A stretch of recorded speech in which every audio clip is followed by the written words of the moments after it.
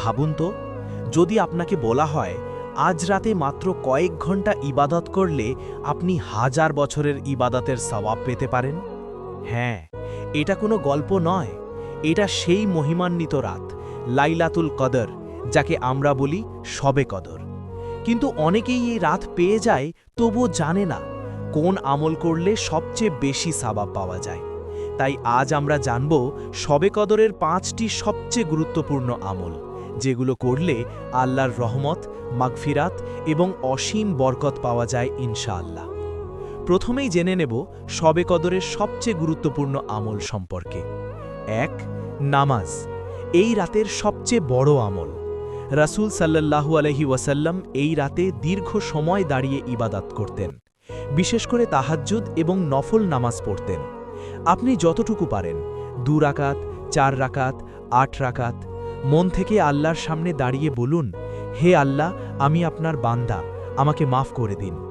হয়তো আপনার একটি সিজদাই আল্লাহর কাছে এত প্রিয় হয়ে যাবে যে তিনি আপনার সব গুনাহ মাফ করে দেবেন। 2. কুরআন তেলাওয়াত করা। এই বরকতময় রাতেই নাজিল হয়েছিল পবিত্র কুরআন, তাই এই রাতে কুরআন তেলাওয়াত করা অত্যন্ত ফজিলতপূর্ণ আমল। যদি বেশি পড়তে না পারেন, অন্তত কিছু আয়াত হলেও মনোযোগ দিয়ে পড়ুন। মনে রাখবেন, কুরআনের প্রতিটি অক্ষরের জন্য আল্লাহ অসংখ্য নেকি দান করেন। 3. বেশি বেশি দোয়া করা। শবে কদর হল দোয়া কবুল হওয়ার বিশেষ রাত। এই রাতে আল্লাহর কাছে নিজের মনের সব কথা খুলে বলুন, আপনার কষ্ট, দুঃখ, স্বপ্ন, আশা, সব কিছু। রাসূল সাল্লাল্লাহু আলাইহি ওয়াসাল্লাম এই রাতে একটি দোয়া শিখিয়েছেন, আল্লাহুম্মা ইন্নাকা আফুউন তুহিব্বুল আফওয়া ফাফু আন্নি।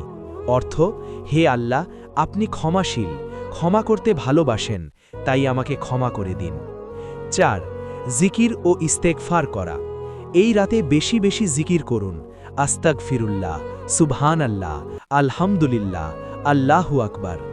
ইস্তেগফার মানুষের গুনাহ মাফ করে এবং হৃদয়ে শান্তি এনে দেয়। হয়তো আপনার কয়েকটি আস্তাগফিরুল্লাহ আপনার ভাগ্য বদলে দিতে পারে। 5. তওবা করে নতুন জীবন শুরু করা। শবে কদর শুধু ইবাদতের রাত নয়, এটা জীবন বদলে দেওয়ার রাত। এই রাতে আল্লাহর কাছে কাঁদুন, বলুন, হে আল্লাহ, আমি ভুল করেছি, আমাকে মাফ করে দিন এবং আমাকে সঠিক পথে চলার তৌফিক দিন।